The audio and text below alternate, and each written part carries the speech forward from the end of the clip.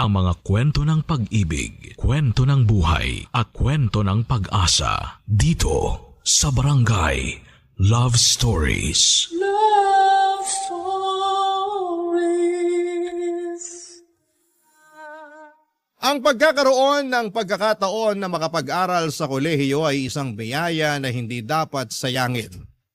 Ang edukasyon ay isa ring susi upang makamit ang mas matagumpay na kinabukasan. Ikaw kabarangay, handa ka bang tanggapin ang oportunidad na makapag-aral kung sakaling ibigay sa iyo ito?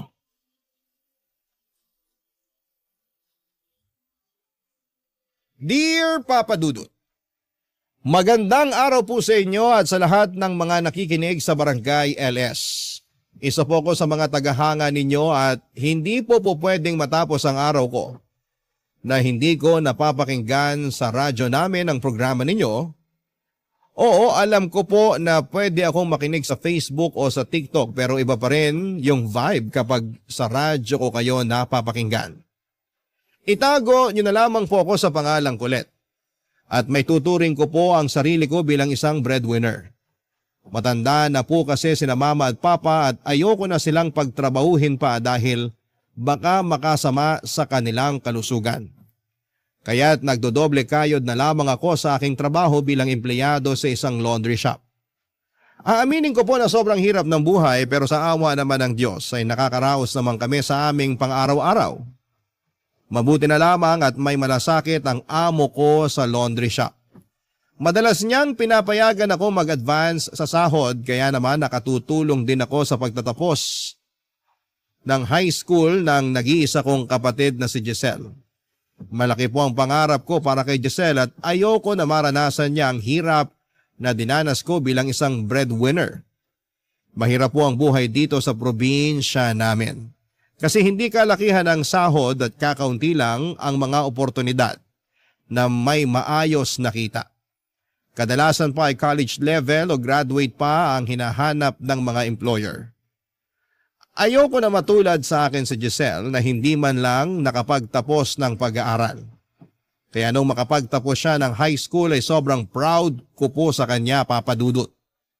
Pakiramdam ko ng mga panahong yon na parang nagbunga na ang lahat ng pagsusumikap ko para mapagtapos ang kapatid kong si Giselle. Oo, aaminin ko na hindi naging madali ang pagpapaaral sa kanya.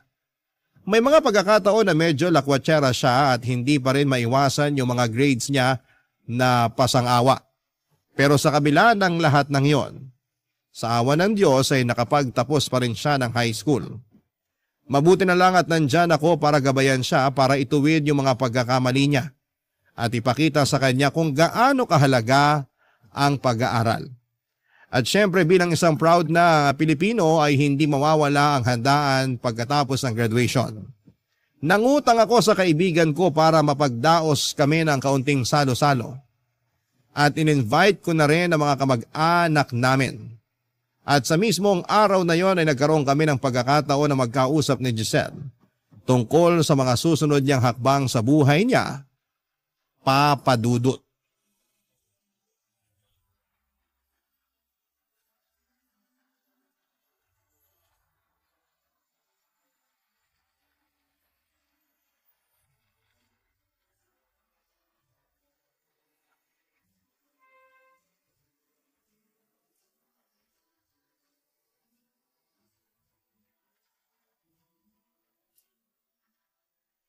Ate Colette, nakakaloka naman tong pa-party mo.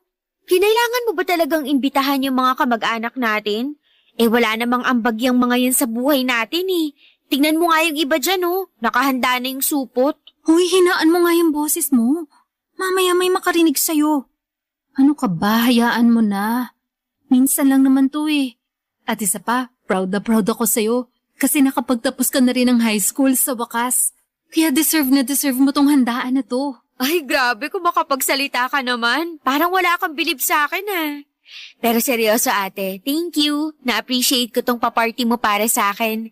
Pero utang na loob, sabihan mo yung mga yan na wag ubusin yung lechon. Kaya ka tumataba eh. Nga pala, ngayon na nakapagtapos ka na ng high school, Ano nang balak mong gawin? Ay, alam mo, kanina pa kita gustong kausapin tungkol dyan. Ano kasi, Ano? baka pwede mong kausapin yung boss mo sa laundry shop na ipasok ako. Seryoso ka? Oh, bakit? Kung yung ibang teenager nga dyan gusto makapagkolehiyo, ikaw naman atat na makapagtrabaho? Ate, tingnan mo nga tong bahay natin. Butas-butas na yung kisame natin, oh. Niwala nga tayong pera pampaayos dyan eh. Pangkolehiyo ko pa kaya? Ang totoo niya, napaghandaan ko na yan eh. Wala kang choice. Mag-college ka. Seryoso? Ayaw mo? O sige, duwag. Siyempre gusto ko. At isa pa, napagdesisyonan ko na rin na sa syudad ka mag-aaral. Mas maganda kasi ang mga paaralan doon kumpara dito sa atin sa probinsya. At sigurado ako na mas mataas ang oportunidad mo na makakuha ng magandang trabaho kung doon ka magtatapos. Sigurado na ba yan, ate? Ito naman ang kulit. Ano ba? Wala ka bang kawala sa akin? Pinag-ipunan ko na yung pangkolehiyo mo. Thank you, thank you, thank you. Thank you talaga, ate. Pinapangako ko sa'yo na pagbubutihan ko yung pag-aaral ko. Promise mo yan, ha? Opo, thank you talaga. Ako nang bahala sa lahat ng gastusin mo. Pero wag na wag mo akong bibigyan ng sakit sa ulo, ha? Aba, syempre naman. Kailan ba kita binigyan ng sakit sa ulo? Naaalala mo pa ba nung nasuspend ka ng 2 araw kasi nag-cutting classes ka? Tapos may 1 beses pa na tinakbuhan mo yung... Ate naman, past is past, never discuss. Pinapangako ko po sa inyo na pagbubutihin ko na talaga sa college. Lalo na't sa syudad mo na ako papaaralin. Excited na ako. This is it na talaga. Nga pala, paano yung titirhan ko? Yan mismo yung dahilan kung bakit inimbitahan ko yung mga kamag-anak natin ngayon. Yung isa kasi sa kanila galing pa sa syudad at may paupahan sila dun. Galing syudad? Ang layo nun ah. Para din naman sa'yo to eh. Para may matutuluyan ka sa syudad kapag nag-college ka na. Pero seryoso ate, thank you talaga ha. Kasi simulat sa pool pa lang, hindi ka na nagsawa na alagaan ako. Ikaw na ata ang pinaka-the best na ate. Ay, alam ko na kung saan papunta tong usapan na to. Ikaw tigil-tigilan mo ko ha. Ate naman, pakinggan mo kasi muna ako. Di ba kakasabi ko lang sa'yo na pinaghahandaan ko na yung pangkolehiyo mo?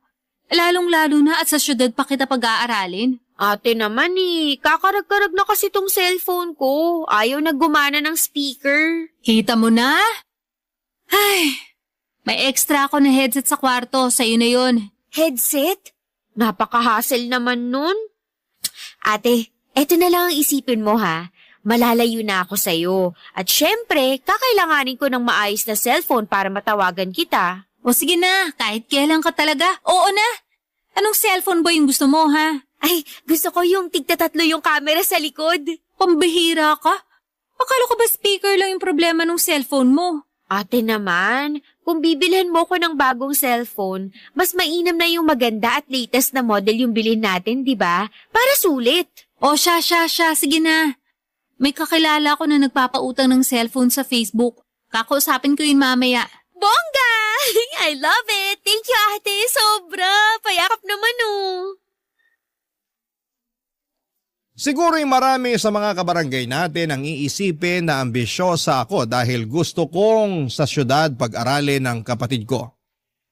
Pero hindi ko po maitatanggi na mataas talaga ang pangarap ko para sa kanya. Si Giselle ang nagsilbing inspirasyon ko para pagbutihin ko yung trabaho ko sa laundry shop. At sa kanya ko na rin gustong ibuhos lahat ng mga bagay na hindi ko man lang natamasa. At isa na doon ay ang magkaroon ng pagkakataon na makapagkolehiyo. Alam ko po na hindi magiging madali ang magpaaral sa kanya sa syudad. Oo, may ipon ako kahit papaano pero hindi ko alam kung aabot yung ipon ko na yon hanggang sa makapagtapos ng pag-aaral si Giselle. Pero sa totoo lang ay ipinagpapasa Diyos ko na lamang ang lahat. Kung kailangan kong mangutang para lamang matustusan ang pag-aaral ni Giselle ay gagawin ko. Basta ang mahalaga sa akin, Papa Dudut, ay makapagtapos siya. Makahanap ng magandang trabaho at magtagumpay sa buhay para hindi na niya maranasan ang hirap na pinagdadaanan ko. Ilang buwan ang nakalipas at nagsimula na ang enrollment sa paaralan na papasukan ni Giselle. At syempre kinailangan na niyang lumuwas papunta ng syudad. Hinatid ko siya sa bus terminal at hindi ko na po napigilan ang sarili ko na umiyak. Aaminin ko na sobra akong nalungkot at mamimiss ko siya ng sobra. Pero alam ko na para din sa kanya itong ginagawa ko. Papadudot na ang igdasal ko lang sa mga oras na yon ay sana'y maging ligtas siya at maging maganda ang takbo ng pag-aaral niya.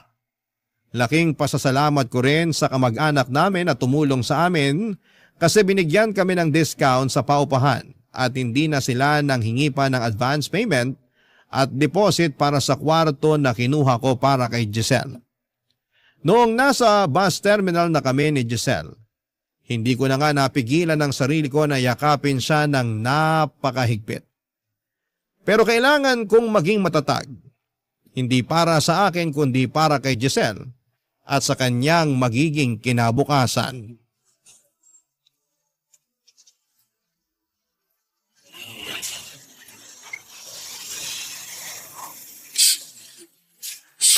Ate, ang OA mo naman. Kung makaiyak ka dyan, akala mo naman luluwas na ako papuntang abroad. Sorry na. Pero hindi kasi ako sanay na mawawala ako sa bahay. Ay, alam ko na.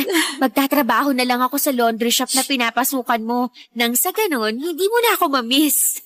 Sige, subukan mo. At makakatikim ka sa akin, sinasabi ko sa'yo. Eto naman, biro lang. Oh, eto nga pala. Idagdag mo na yun sa allowance mo. Ha? Pero inabutan mo na ako ng pera bago tayo umalis ng bahay Tanggapin mo na. Inipon ko talaga yan para sa'yo. Oh, thank you ate. Mamimiss kita. Ako din. At saka yung cellphone mo, itago mo na mabuti yan ha. Baka mamaya manakawan ka pa. Kakautang lang natin sa cellphone mo na yan. Huwag kang mag-alala. Iingatan ko to. Bigay mo sa akin to At saka yung kwarto mo nga pala dun sa boarding house na tuturuyan mo, nakahanda na yon. Wala ka nang poproblemahin kasi ako na mismo yung kumausap dun sa mga kamag-anak natin. At ako na mismo magpapadala ng pera sa kanila buwan-buwan para sa upa. Ay, excited na ako. Sigurado ako na maraming gwapo dun sa papasukan ko na school. Ay! Hoy, wag kang magkakalat sa boarding house mo ha. At saka kung pwede, wag ka muna mag-boyfriend, okay? Mag-focus ka muna sa pag-aaral mo. Ang dami mo namang advice. Aalis na ako. Bye-bye. Hoy, anong bye? Wala pa nga yung bus na luluwas papuntang syudad Hindi halata na excited ka ha? Ay nako, masisisi mo ba ako? Bagong chapter na to ng buhay ko. Alam mo ba ate, nung graduation ko, inggit na inggit ako sa mga kaklase ko nung sinabi nila na sa syudad sila magkokolehiyo. Kasi akala ko wala na talaga akong pag-asa na habang buhay na ako mabubulok dito sa probinsya natin. Pero no, kasi hindi ko akalain na may pasabog ka pala para sa akin. Alam mo naman na gagawin ko ang lahat para sa'yo, di ba? Pero huwag ka masyadong mag-enjoy doon ha? Ipinapaalala ko ulit sa'yo na pupunta ka ng syudad para mag-aral, hindi para gumimik. Oo naman, alam ko na yun. Basta ate, ikaw na bahala kina mama at papa ha? Oo, wag mo silang alalahanin. Ako nang bahala dito. Basta pagdating mo ng syudad, magde-text ka sa akin ha? At saka, sigurado ka na ba talaga na education yung kukunin mong kurso? Of course! Kapag nakapagtapos na ako, kukuha ako kaagad ng board exam. Tapos mag-a-apply ako sa public school para bongga. Basta siguruhin mong desidido ka na sa kurso mo na yan, ha? Ay naku, alam mo ba? Yung anak ng kapitbahay natin hindi nakapagtapos ng kolehiyo. Bakit daw? Paano? Panareklamo daw na kesyo ayaw niya daw nung kurso niya hanggang sa dumating sa punto na nagsawa na siya. Ay nako, ibahin mo ako dyan kasi sigurado na ako sa education.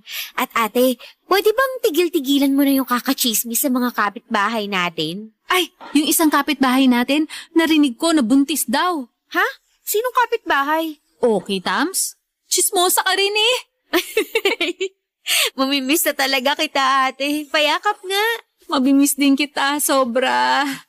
Ay nga pala, bago ko makalimutan. Ipapadala ko na lang sa iyo bukas yung pera para sa enrollment mo, ha? Sige, pero siguraduhin mo na mapapadala mo yun bukas, ha? Kasi maaga pa ako pupunta dun sa school para makapag-enroll. Oo, huwag kang mag-alala. Nag-cash advance na ako dun sa boss ko. Ibibigay niya na sa akin mamaya yung pera. Pasensya ka na kasi yung perang naiabot ko sa iyo sakto lang talaga para sa allowance mo. Akala ko ba may ipon ka? Bakit hindi ka nalang kumuha dun? Ano ka ba? Pag ginalo ko yun, ako sigurado ako mauubos agad yun. Hanggat maaari, pagtatrabahuhan ko na lang yung perang ibibigay ko sa'yo para hindi agad maubos yung ipon ko. Hindi ko babaliwalain tong sakripisyo mo para sa akin. Thank you talaga. I love you. I love you too. Mag-iingat ka doon, ha? Ay, nandito na ata yung bus na luluwas ng syudad. Tawagan o i-text mo ko pag nakarating ka na ng syudad, ha? Nako ate, huwag kang mag-alala. Tatadtarin ko ng mga text yung cellphone mo at papadalan din kita ng pictures. O sige na, sumakay ka na. Baka mahuli ka pa. Noong tuluyan nang umalis ang kapatid ko ay hindi ko na talaga inisip yung lungkot ko. Sa halip ay pinilit kong ituon ang isipan ko sa kung ano ang ginagawa ko para sa kapatid ko. Alam ko na lahat ng sakripisyo at hirap na pinagdadaanan ko ay para magkaroon siya ng mas maginhawang buhay. 4 na oras pagkatapos niyang umalis ay tumawag si Giselle at sinabi niyang nakarating na siya sa boarding house niya sa syudad. Ramdam ko ang excitement niya sa boses niya at sa mga pictures na paulit-ulit niyang pinapadala sa akin. Kitang-kita ko sa mga larawan ng tuwa niya sa mga bagong tanawin ng syudad. Kahit papaano ay natutuwa rin ako para sa kanya dahil kahit na hindi ko naranasan na makapag-aral sa syudad, alam kong magkakaroon siya ng oportunidad na hindi ko naranasan. Kinabukasan ay nakuha ko na rin ang cash advance ko mula sa boss ko. At noong pinadala ko ito, nagpunta kaagad si Giselle sa college kung saan siya mag-i-enroll. Aba papadudot, mas lalo pa siyang na-amaze sa ganda ng school na papasukan niya. Hindi ko malilimutan yung mga tawanan namin habang tinutokso ko siya na huwag siyang magpapahalata na galing siya sa probinsya. Pero aaminin ko papadudot na medyo nalubog ako sa utang ng mga panahong yon. Bukod sa cash advance ko para sa enrollment ni Giselle, hindi ko pa rin nababayaran ang ginamit kong pera para sa handaan nang makapagtapos siya ng high school at yung cellphone na binili ko para sa kanya. Pakiramdam ko ay papalapit na yung panahon na kailangan ko nang harapin lahat ng utang na ito. Papadudot gulong-gulo ako noon. Pero sabi ko sa sarili ko, hindi ako susuko hanggang hindi ko natutulungan makapagtapos sa pag-aaral ang kapatid ko, papadudot. Barangay Love Stories. Barangay Love Stories. Makalipas ang ilang buwan ay nagsimula na ang pasukan. Siyempre bilang isang supportive ni ate ay kinumusta ko kaagad si Giselle. Natatandaan ko pa nga na ang sabi niya sa akin ay love na love daw niya yung school niya. At makakaasa daw ako na makapagtatapos siya ng kolehiyo. Sobrang saya ko kasi for the first time ay may makapagtatapos na ng kolehiyo sa pamilya namin. Pero papadudot medyo naawa din ako sa kapatid ko kasi palagi niyang kinakwento na parang sosyal daw ang mga kaklase niya. Karamihan sa kanila ay may sariling kotse, tig-2 pa daw ang cellphone ng mga kaklase niya. May mga tablet pa at nang mga panahong yon ay naisip ko kung gaano ka-unfair ng buhay. Kasi hindi naman natin hiningi na ipanganak tayo tapos may mga bata na ipinapanganak na may kaya habang kami ni Giselle ay pinanganak na salat na kaagad sa buhay. Pero naisip ko na hindi dapat maging hadlang ang kahirapan sa pag-abot ng mga pangarap. Tumakas pa sa isipan ko yung sinabi ni nanay na hindi mo kasalanan kung pinanganak kang mahirap, pero kasalanan mo kung mamamatay ka pa ring mahirap. Pero okay lang papadudot. Kung mamamatay man akong mahirap basta makapagtapos ng pag-aaral ng kapatid ko ay okay lang. Kasi gaya nga ng sabi ko kanina kay Giselle ko ibubuhos lahat ng oportunidad na ipinagkait sa akin ng tadhana. Makalipas nga ang 1 linggo ay tinawagan ko si Giselle para kumustahin ang pag-aaral niya. At ikinuwento niya sa akin ang mga nangyari sa school. Pati na rin yung mga nararamdaman niya na mga panahong yon. Papadudot.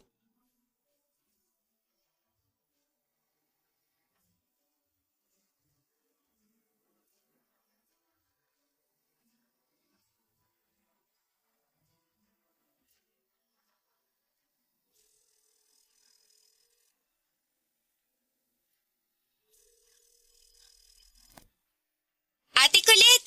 Hello, Giselle? Oh, kumusta ka na dyan? Eto, okay naman. Kumusta naman kayo ni na mama at papa dyan, ate? Ito, okay din naman. Yung pag-aaral mo dyan, kumusta? Ay nako ate, okay na okay. Alam mo ba, nung isang araw, ang taas nung nakuha kong score sa English quiz namin. Salamat sa Diyos. Basta ipagpatuloy mo lang yan, ha? Siyempre naman. Na ikaw ang pinakaunang makakapagtapos ng kolehiyo sa pamilya natin. Nakaka-pressure naman yan. Mataas ang expectation ko sa'yo, Giselle. At siguraduhin mo lang na wala ka pang boyfriend, ha? Wala akong boyfriend, no? Pero aaminin ko na ang daming gwapo sa school ko. Ayan na nga bang sinasabi ko eh. Eto naman, sobrang arte. Para crush lang eh. Huwag ko lang talaga malaman na may jowa ka na. Kasi kapag, naku, maniwala ka sa akin, susugurin kita dyan. Ang OA ha. Pero sa tingin ko, hindi rin naman magkakagusto sa akin yung mga lalaki sa school na yun. O bakit naman? Hello, ang gagara kaya ng mga estudyante doon. Halos karamihan doon may mga sariling kotse. Tapos, yung mga gadget nila, ang lakas makasosyal. Naiinggit ka ba sa mga kaklase mo? Aaminin ko, oo, naiinggit ako. Paano ba naman kasi? Nag-aaral pa lang sila pero parang sumasahod na sila. Alam mo ba na ang laki ng allowance nila? Yung isang kaklase ko nga, binibigyan ata ng 25,000 kada linggo-linggo para sa budget niya. Tapos yung isa kong kaklase, nagpa-party nung nakaraang linggo. Pero hindi na nga ako nakapunta kahit invited ako kasi wala rin naman ako masusuot. Kasi hindi naman ako kagaya nila na kayang bilhin yung buong department store. Giselle, wag mo nang isipin yun. Oo, alam ko na sobrang unfair ng mundo. Kasi may mga tao na nakukuha nilang gusto nila nang hindi na pinaghihirapan. Pero tandaan mo pa rin na bilog ang mundo. Kaya sobrang importante na makapagtapos ka kung gusto mo rin matamasa yung mga natatamasa ng mga kaklase mo. Ay, kailan pa kaya yun mangyayari, no? Basta, tigil-tigilan mo na yung pagkukumpara mo sa sarili mo sa kanila. Hindi makakabuti yan sa'yo. Masisisi mo ba ako? Araw-araw ko kaya silang nakikita. Alisin mo na yung inggit sa katawan mo. Sinasabi ko sa'yo, madedepress ka lang. Sige na nga. Nga pala, yung cellphone na binigay ko sa'yo, okay pa ba? Okay na okay pa. Hindi nga halatang inutang natin to kasi ang lakas makasosyal ng cellphone na to. Mabuti naman kung ganun. Ingatan mo yan, ha? Noted! Yung tinutuluyan mong boarding house, kumusta naman? Sa totoo lang, medyo maliit yung kwarto pero okay na siguro to. Kung tutuusin nga, sobrang swerte na natin. At nakuha ko pa yung kwarto na yan. Alam mo ba na ang daming estudyante na nagsisiksikan sa isang kwarto para lang makatipid? Habang ikaw solong-solo mo yung kwarto na yan. Mabuti na lang talaga at napakiusapan ko yung kamag-anak natin. Bongga ka dyan ate, iba pa rin talaga kapag may connections. Nakakakain ka rin ba ng maayos dyan? Oo naman, solve na ako sa isang tray ng itlog at mga delata. Tigilan mo nga yung mga kakatanong sa akin. Magkwento ka naman ate, kumusta ka na dyan? Kumusta na yung trabaho mo sa laundry shop? Ganun pa rin naman. Ay nga pala, may good news ako. Bibigyan ako ng increase ng boss namin sa laundry shop. Talaga? Nakakatuwa naman. Kung ganon, baka pwede mo namang dagdagan yung pinapadala mo sa akin na allowance. Alam mo na, share your blessings. Ano ka ba naman, Giselle? Hindi ko pa nga nababayaran ng buo yung cellphone mo eh. Ang dami mo namang arte. Ay, hindi ate, kumalma ka dyan. Sigurado ako na madadagdagan mo rin yung pinapadala mong allowance sa akin kasi marami ang magpapalabas sa'yo. O, di ibig sabihin nun, tataas na naman ulit ang sahod mo. At pagkatapos niyan, marami ka na rin kikitain. Alam na alam ko na rin na pagpapalain ka ng Diyos kasi mabait ka na ate. Nambola pa. O siya, sige na, susubukan ko. The best ka talaga, Ate Colette. I love you. I love you too. Ay, nga pala, maliligo na ako kasi sobrang lagkit ko na. Ang init-init pala dito sa syudad. Pero sigurado ako na masasanay din ako dito. O sige, basta i-update mo na lang ako ha. Sureness! Sige na, bababa ko na to. Ingat ka dyan. Mwah! Aaminin ko po na noong mga panahon na yon ay nahirapan akong makarelate kay Giselle. Kasi dito sa probinsya ay simple lang ang buhay namin. Walang masyadong luho at hindi din maporma ang mga tao dito. Siguro nga ay ganyan talaga kapag galing ka sa probinsya at bigla kang pumunta sa syudad. Malaki ang magiging pagkakaiba. Kunwari, yung mga anak na mga mayamang negosyante malamang sa syudad din nag-aaral. Kaya naman hindi maiwasan ni Giselle na mainggit sa kanila. Pero lagi ko pa ring pinapaalala sa kanya na hindi niya dapat pagtuunan ng pansin ang mga bagay na wala naman siya. Sinasabi ko sa kanya na imbis na mainggit ay gawin niya na lamang na inspirasyon ang mga kaklase niyang mayaman para mas lalo pa niyang pagbutihin ang kanyang pag-aaral. Kahit na paulit-ulit kong pinapaalala sa kanya yon, may mga panahon pa rin na hindi ko talaga siya kayang tanggihan. Kaya nagsimula na rin akong dagdagan yung allowance ni Giselle tulad ng pinangako ko sa kanya noong nagkausap kami. Kapatid ko pa rin siya at ayoko siyang makita na malungkot. Masaya din ako kasi nakita ko sa Facebook niya na marami na siyang kaibigan sa eskwelahan. At palagi ko ding sinasabi sa kanya na okay lang na makipagbarkada basta wag niyang kalimutan ang pinakamahalagang bagay, ang mag-focus sa pag-aaral. Mukhang tinanggap ni Giselle ang mga payo ko kasi parati naman niyang ibinabalita sa akin na mataas sa mga grades niya sa mga schoolwork niya. Pero papadudot habang dahan-dahan kong binabayaran ang mga utang ko.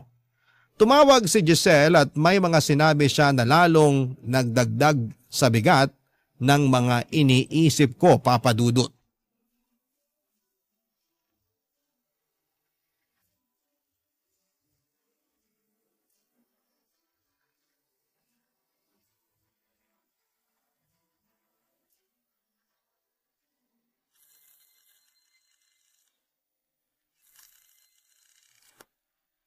Oh, Giselle, buti naman at napatawag ka. Kumusta ka na dyan? Ayos lang ako, ate. Pero mahihilingin sana ako sa'yo eh. Bakit? May problema ka ba? Wala naman. Pero Ano ba kasi yun?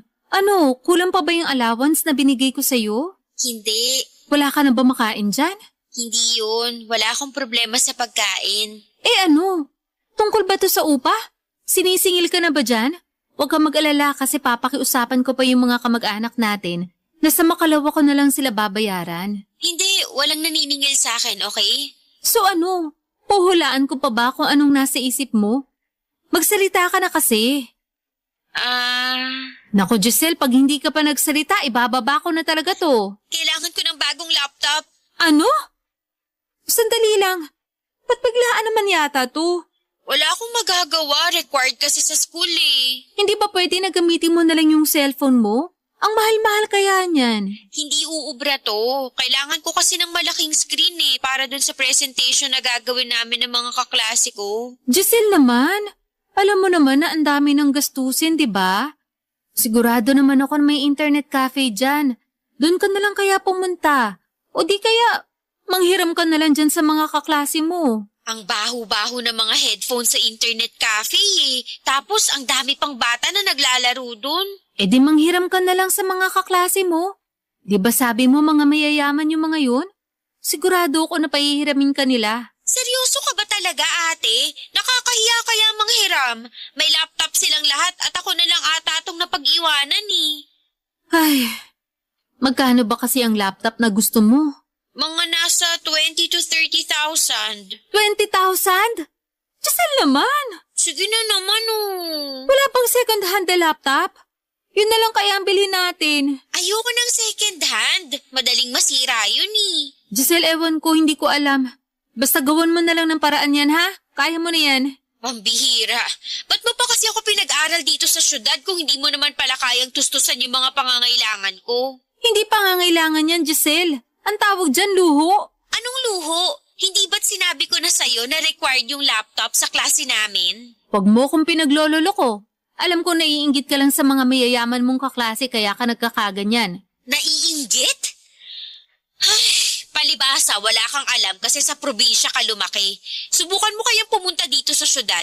Baka sakaling maintindihan mo kung saan ako nanggagaling. Giselle, yan bunganga mo ha? Magdahan-dahan ka sa mga sinasabi mo sa akin. At bakit? Totoo naman ah. Alam mo kung anong problema mo? Masyado kang ambisyosa. Pwede mo naman sana akong pag-aralin dyan sa probinsya, pero hindi mo ginawa. Dito mo ako pinag-aral sa syudad, kapos ka naman pala sa pera. Nagkakaganito ka na porket hindi lang kita napagbigyan sa kagustuhan mo na magkaroon ng bagong laptop? Hindi. Nagkakaganito ako kasi mas mahirap pa tayo sa daga. Buisit na buhay ito. Kung ako sa'yo, titigilan ko na yung kaka-Facebook mo.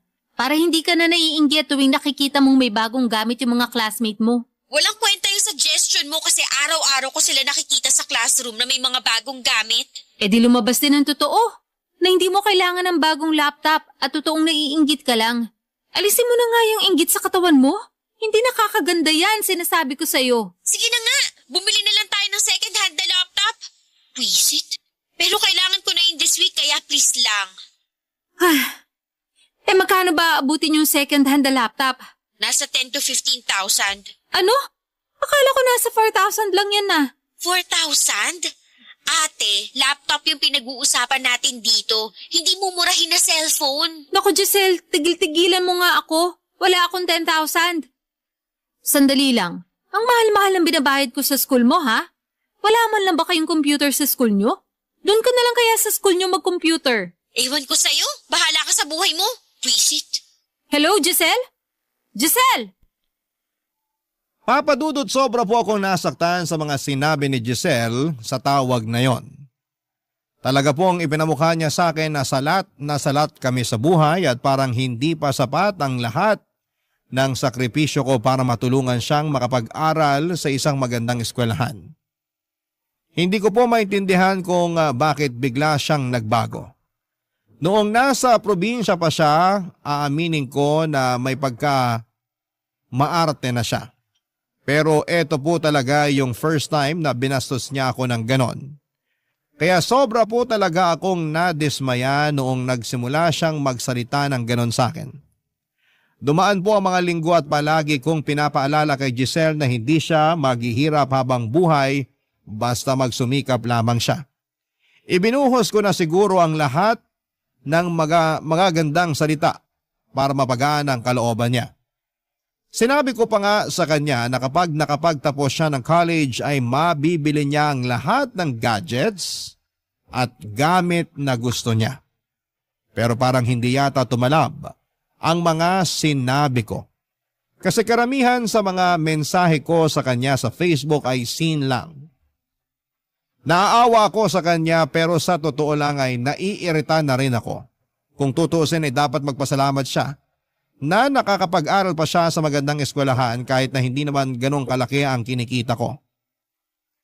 Hindi ako nakapag-aral sa kolehiyo dahil sa hirap ng buhay namin. At kung hindi dahil sa mga sakripisyo ko ay siguradong matutulad din siya sa akin na hindi nakapagtapos. Pero hindi ako pumayag na mangyari yon. Gumawa talaga ako ng paraan para mapaganda ang buhay niya. Pero bakit ganon? Bakit parang pinamumukha niya pa sa akin na kasalanan ko na hindi ko maibigay sa kanya ang lahat? Nang mga panahon na yon ay ipinagdarasal ko talaga sa Diyos na sana'y magpakita man lang siya ng kaunting appreciation sa lahat ng mga ginagawa ko para sa kanya. Papa Dudut. Barangay Love Stories. Barangay Love Stories. Habang patuloy ko pong sinisini Giselle ang mga chat ko sa kanya, ay patuloy ko pa rin ginagawa ang mga responsibilidad ko bilang ate niya. Nagpapadala pa rin ako ng allowance at ng pang-tuition fee niya. Pero ang nakakapanlumo ay simpleng thank you lang po ang natatanggap ko at hindi na siya masyadong nagchat-chat sa akin. Hindi na rin siya tumatawag at tuwing tinatawagan ko siya ay hindi niya sinasagot ang cellphone niya. Sobra akong nag-worry para sa kapatid ko, Papa Dudut, ang masakit pa niyan. Nasa probinsya po ako at 4 na oras ang layo ng lugar namin sa syudad. Kaya mas lalo akong nababahala. Tuwing tinatanong ko siya kung kumusta na nga ba siya at ang pag-aaral, ang sagot niya lamang ay simpleng okay lang. Hindi na katulad ng dati na detalyado niyang kinukwento ang lahat ng nangyayari sa kanya. Lumipas po ang ilang linggo at may nangyari pong hindi ko po talaga inaasahan. Natanggal po ako sa trabaho ko sa laundry shop dahil napagbintangan ako ng isang customer na ninakaw ko daw ang pera na nakalagay sa jacket na pinalabhan niya. Kahit na hindi ko naman po talaga ninakaw o kinuha yung pera. At ang mas masakit pa po ay pinanigan ng boss ko yung customer. Kaya nawalan po ako ng trabaho. Sobra po akong nabigla at nalungkot ng mga panahong yon dahil bukod sa mga utang ko, sigurado kong hindi magtatagal yung perang naipon ko. Kaya naisip ko na siguro mas mabuti kung sa syudad na lamang ako magtrabaho dahil di hamak na mas mataas ang sahod doon. At sumang-ayon naman ang mga magulang ko sa plano ko. Makalipas ang ilang araw ay nag-decide po akong pumunta sa boarding house ni Giselle. Hindi na po ako nag-chat o tumawag para sabihin na pupunta ako. Kasi ako rin naman po ang nagbabayad sa boarding house niya. Aaminin ko po na medyo umira lang pride ko dahil bihira na siyang mag-chat sa akin. Kaya hindi ko na rin po sinabi sa kanya na pupunta ako, Papa Dudut.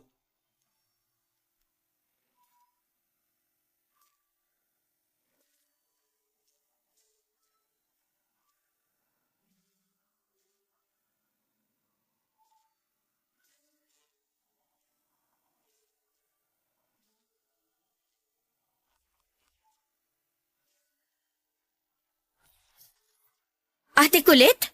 Oy, ba't parang nakakita ka ng multo? Ba't nandito ka? Ba't di ka man lang nag-chat sa akin na darating ka pala? Ang tanong, magre-reply ka kaya? Akala mo ba na hindi ako nanlulumo, na hindi mo na ako masyadong chinachat o tinatawagan, ha? Sorry na, busy lang ako sa school, yun lang yun. Ay nako, tigilan mo nga ako, Giselle. Alam ko nagtatampo ka pa rin sa akin kasi hindi kita napagbigyan sa laptop na gusto mong bilhin nung nakaraan. Ano ka ba? Wala na yun. Talaga lang, ha? O ano, hindi mo ba ako papapasukin sa kwarto mo? Pumasok ka. Ate, yung tanong ko hindi mo pa sinasagot. Anong ginagawa mo dito? Sinibak ako sa trabaho. Ha? Paano nangyari yun? Pinagbintangan ako ng isang customer na ninakaw ko daw yung pera sa jacket na pinalaban niya. Tapos tong bus ko, hindi man lang ako pinaniwalaan na wala talaga akong kinalaman sa pagkawala ng pera ng customer na yun. Ano? Pero ang tagal mo nang nagtatrabaho sa laundry shop na yun ah. Aba, hindi pwede yan. Manindigan ka naman. Sa totoo lang, ayoko na ng gulo. At isa pa, mas mainam na rin siguro kung dito na ako sa syudad maghahanap ng trabaho. Kasi di hamak na mas malaki yung kikitain ko dito. At para mabantayan na rin kita. Naku, hindi na kailangan. Bumalik ka na lang sa probinsya. Mas kailangan ka ni na mama at papa doon. Hoy Giselle, baka nakakalimutan mo na ako yung nagbabayad ng upa mo dito. Kaya may karapatan ako na manatili dito kung kailan ko gusto. Pero ate... Ay hindi! Alam ko na gusto mo masolo tong kwarto na to kasi naiinggit ka sa mga mayayaman mong kaklase na may sariling kwarto. Pero wala kang choice. Kasi kailangan ko makahanap agad ng trabaho dito sa syudad para matustusan ko yung mga pangangailangan mo. Sige na nga. Siya nga pala, yung pag-aaral mo, kumusta naman? Okay lang, ganun pa rin. Boring. Anong ibig mong sabihin na boring, ha? Ate naman, ang kulit mo rin eh. Kakarating mo pa lang dito pero ang dami mo ng tanong. Hindi pa nga ako nakaka-move on na bigla-bigla ka na lang sumusulpot dito. Giselle, umamin ka nga sa akin. May boyfriend ka na ba? Kaya ka ba nagkakaganito kasi mas inuuna mo na yung pagkakaroon ng jowa kaysa sa pag-aaral mo, ha? Wala akong boyfriend, ano ba? Hoy, siguraduhin mo lang. Kasi kapag nalaman ko na may boyfriend ka, makakatikim ka na talaga sa akin. Ang kulit mo naman eh. Sinabi na ngang wala, di ba? Mabuti naman at nagkakaintindihan tayo. Nga pala, may dala akong banig para solo mo pa rin yung kama. Dito na ako sa baba matutulog. Tapos, ilalagay ko na itong mga damit ko sa drawer mo, ha? Ano ba tong drawer mo? Ba't ang hirap buksan? Ate, sandali lang. Ayan. Sandali lang. Ano to? Wala. Libro ko lang yan sa school. Talagang gagawin mo pa akong tanga? Laptop to eh. Saan mo nakuha yung pambayad dito, ha? Bakit ka may laptop? Kailan mo pa nabali to? Galing yan sa perang pinapadala mo sa akin. Sa allowance ko. Huwag mo nga akong pinaglololo ko. Mukhang mamahalin to, ah. Oo na. Sige na. Aaminin ko na. Inutang ko sa online yung laptop na yan. Napakatunta mo talaga. Lubog na nga ako sa utang tapos dadagdagan mo pa? Kung tutuusin, pera ko rin naman ang ginagamit mo pambayad dyan eh. Hindi ka pa talaga nag-iisip, ha? Ate, kumalma ka nga. Napakinabangan ko din naman yan ah. Kung hindi dahil sa laptop na yan, malamang marami na akong subjects na nabagsak. Sige Giselle, pagbibigyan kita. Babayaran ko tong laptop mo. Pero huli na to, ha? Huling-huli na. Sobrang sakit po at nakakapanlumo na nagawa kong paglihiman ng sarili kong kapatid. Alam ko po na may mga pagkakataon na naiinggit siya sa mga tao na mas maganda ang kalagayan sa buhay. Pero hindi ko inisip na darating siya sa punto na mangungutang siya para lamang makakuha ng mga bagay na gusto niya. Sobra po ako na-disappoint. At mabuti na lamang po at magkasama na kami ngayon sa boarding house para kahit papaano ay mabantayan ko siya. Sinubukan ko rin po maghanap ng trabaho sa syudad, Papa Dudut, pero karamihan po ng mga trabahong mataas ang sahod ay naghahanap ng college graduate o kaya naman ay college level. Pero dahil sa pagpupursige ko ay nakakita rin ako ng trabaho sa isang local na department store kung saan ang kailangan lang ay high school graduate. Sinabi po ng manager na pwede na akong magsimula sa susunod na linggo. Ibig sabihin noon ay meron pa akong isang linggo na walang ginagawa sa boarding house bago ako magsimula sa trabaho. At tungkol naman po kay Giselle ay unti-unti po ako nagtataka kasi napapansin ko na parang wala siyang pakialam. Panay kasi ang pindot niya ng snooze tuwing kailangan na niyang bumangon para pumasok sa eskwela. Doon po ako nagsimulang mag-alala na baka nagka-cutting class na naman siya tulad ng ginagawa niya noong nasa high school pa siya. Kinumpronta ko po si Giselle tungkol dito at ang sabi niya sa akin ay wala daw akong dapat na ipag-alala kasi kahit may mga pagkakataon na nalilate siya sa klase, pasado pa naman daw yung mga subjects niya. Aaminin ko na kahit na gano'n ay sobrang disappointed pa rin ako sa kanya. Pero medyo gumaan din naman ang pakiramdam ko lalo na noong sinabi niya sa akin na wala siyang bagsak na mga subjects. Sobra pong nakakapanibago na nakatunganga lamang ako sa boarding house kasi hindi talaga ako sanay na walang ginagawa. Pero siguro mas mabuti na rin po ito kasi parang naka-leave ako ng isang linggo bago ko simulan ang trabaho ko sa department store kung saan ako natanggap. Isang gabi habang nararamdaman ko yung inip sa boarding house, naisipan kong mag-ayos at linisin ng maigi yung kwarto namin ni Giselle. Gusto ko sanang gawing productive ang oras ko kaya sinimulan ko ang paglilinis habang nasa dirty kitchen si Giselle. Pero hindi ko talaga ine-expect na sa mismong araw na yon, madidiskubre ko ang isang bagay na matagal nang itinagong sikreto sa akin ng sarili kong kapatid, Papa Dudut.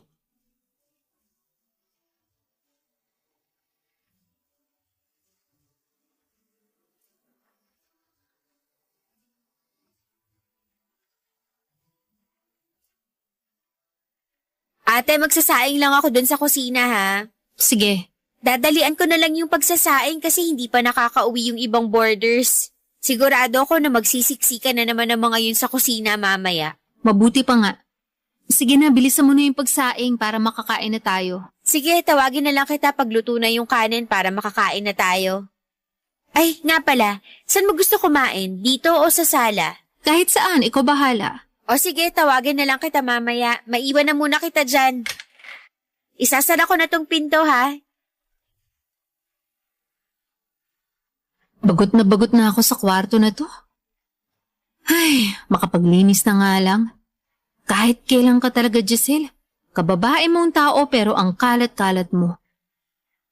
Ay, pambihira naman oo. Saan ko ba sisimulan to? Dito na lang siguro sa ilalim ng kama. Mukhang maalikabok na eh. Ano ba yan? Ang dumi? Sandali lang. Bakit may kahon dito? Mabukusan nga. Nga pala, nakalimutan kong itanong sa'yo. Ba't hawak mo yan, ha? Magpaliwanag ka. Ba't ang daming gadget sa kahon na to, ha? Saan galing to mga to? Pinahiram lang sa akin yung mga yan. Isusuli ko rin. Magsasalita ka o magwawala ako dito sa boarding house. Huwag mo akong susubukan. Sumagot ka. Maniwala ka naman sa akin, oh. Pinahiram lang sa akin yung mga yan. Talaga ba? Tignan mo nga ang laman ng kahon na to. May cellphone, MP3 player, tablet at digicam. Giselle, magsalita ka. Kung hindi iahampas ko ang lahat ng to sa pagmumukha mo. Isa! Oo na, hindi sa akin yan. Anong ibig mong sabihin, ha? Ninakaw ko yan sa mga kaklase ko. Ninakaw ko yan sa kanila kasi nanunuot sa buto yung inggit ko sa kanila. Hayop ka! Ginawa ko lahat para sa'yo. Nalugmok ako sa utang at nagpakahirap ako sa trabaho para lang matustusan yung pag-aaral mo. Tapos pag nanakawan mo lang pala yung mga classmates mo, ha? Bakit ate? Masisisi mo ba ako? Kung tutuusin, kasalanan mo rin to kasi pinag-enroll mo ako sa mamahalin na eskwelahan. Napaka-inggitera mo! Tapos ngayon, kasalanan ko pa, ha? Ang babaw mo, Giselle! Ang babaw mo! Mababaw na ako, mababaw. Pero sa tingin mo ba hindi ako nahihirapan na hindi ako nakakasabay sa mga kaklase ko? Tuwing nakikita ko sila, pakiramdam ko para akong sinumpa ng Diyos kasi pinanganak tayo na mas mahirap pa sa daga. Naririnig mo ba yung sarili mo? Anong klaseng pangangatwiran yan, ha? Tatapusin na natin tong kalokohan na to. Bukas na bukas, pupunta tayo sa school mo. Tapos isusoli mo yung mga ninakaw mo sa mga classmate mo. At hihingi ka ng tawad sa kanila. Sorry pero hindi ko na magagawa yun. Pinaninindigan mo ba talaga yung pagiging magnanakaw mo, ha? Hindi ko na masusoli sa kanila yan kasi hindi na ako pumapasok. Anong sinabi mo? Simula nung naging malaking issue na sa school yung pagkawala ng mga gamit ng kaklase ko, natakot na ako, kaya hindi na ako pumasok ng school. Ate, ulit tama na please. Sinira mo yung pangarap ko sa'yo. Sa mga borders, naririnig nila tayo. Nahihiya ka sa mga borders, pero sa akin hindi ka na nahihiya. Sinayang mo lahat ng pagod ko. Lahat ng sakripisyo ko, lahat ng paghihirap ko. Sinayang mo yun dahil napaka-materialistic mo. Sakim ka, ganid! I'm sorry, patawarin mo na ako. Hindi ko na uulitin, promise. Talagang hindi mo na uulitin. Kasi hindi na kita pag-aaralin. Alam kong nagkamali ako, pero kailangan mo ba talaga akong parusahan ng ganito? Ang kapal na mukha mo para magpa-victim. Kung may biktima man sa ating dalawa, ako yun. Napakalaking kahihiyan nitong ginawa mo, Giselle. Ate, luluhod ako sa harapan mo kung kinakailangan. Patawarin mo lang ako, parang awa mo na. Ayoko na, Giselle. Sagad na yung pasensya ko sa'yo.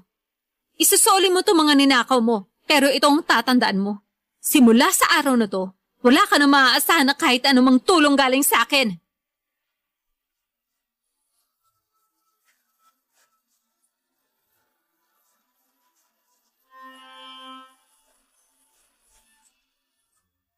Sobrang sakit po sa puso ko noong nalaman ko na pinagnakawan na pala ni Giselle ang mga kaklase niya. Talaga pong nahiya ako sa ginawa ng kapatid ko at sa mga oras na yon ay parang ayaw ko na talagang humarap sa ibang tao. Pero alam ko na kailangan ko pa rin gawin kung ano ang tama. Kaya kinabukasan ay nagpunta ako sa school ni Giselle at ibinigay ko sa dean ng eskwelahan na yon ng mga gamit na ninakaw ni Giselle. At ipinapasok na rin ng dean sa opisina niya ang mga estudyante na nawala ng gamit. Ako na rin po ang nagsorry sa lahat ng mga pinagnakawan ni Giselle. Habang ginagawa ko po yun ay ramdam na ramdam ko yung galit at disappointment ng mga kaklase niya. At parang gusto ko na lamang po na lamunin ako ng lupa ng mga panahon na yon. Kung tutuusin, mga anak ng mayayaman ang mga pinagnakawan ni Giselle. At kayang-kaya nilang sampahan ng kaso si Giselle. Pero sa kabutihang palad ay hindi nila ginawa yon. Pagbalik ko sa boarding house, talagang hindi ko na napigilan ang galit ko kay Giselle. Kaya pinalayas ko siya sa boarding house. Sa sobrang sakit at hiya na naramdaman ko ng mga panahon na yon ay wala na akong pakialam kung saan siya mapunta. Basta mawala lang siya sa harapan ko. Nung huli kong nakita si Giselle ay umiiyak siya papalabas ng boarding house habang dala-dala ang bag niya. At sa ngayon po ay maayos pa rin ang trabaho ko sa department store at nandito pa rin ako sa boarding house nakatira. Si Giselle naman ay hindi ko na siya masyadong nakakausap. Pero nakikita ko pa rin siya sa Facebook newsfeed ko at napag-alaman ko na nagtatrabaho siya ngayon sa isang bakery at may boyfriend na rin siya. Sa totoo lang, hindi ko po siya kayang patawarin. Matagal-tagal na rin kaming hindi nag-uusap at ang pinagtutuunan ko na lamang ng pansin ngayon ay ang makapagpadala ng pera sa mga magulang ko. Laking pasalamat ko rin dahil unti-unti ko nang nababayaran ng buo ang mga utang ko. Sa naranasan kong ito ay natutunan ko po na hindi masama ang magbigay ng tulong. Pero kapag inaabuso na ay kailangan mo nang putulin ang tulong na ibinibigay mo dahil sa halip na makatulong ay mas lalo lamang itong makakasama. Ang inyong kapuso at kabarangay forever, Colette. Ako? Gigil na gigil talaga ako sa nangyayari sa kwento natin.